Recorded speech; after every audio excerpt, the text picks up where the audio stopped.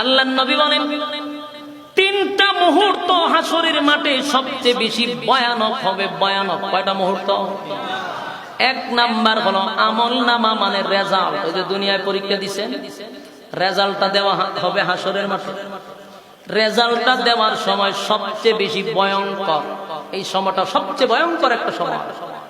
দুই নাম্বার হলো আমলনামা মাপার সময়, মিজানের পাল্লায়। তিন নাম্বার হলো ফুলসিরাতের ফুল পার হওয়ার সময়, এটা তিন নাম্বার মুহূর্ত। এই তিনটা মুহূর্ত বড় ভয়ানক। সেদিন আমার মালিক বলেন আমি নিজের হাতে, নিজের হাতে, আল্লাহ বলেন নিজের হাতে আমলনামা দিব রে। তিনটা দলে ভাগ হয়ে যাবে। একটা দল ইল্লা আসহাব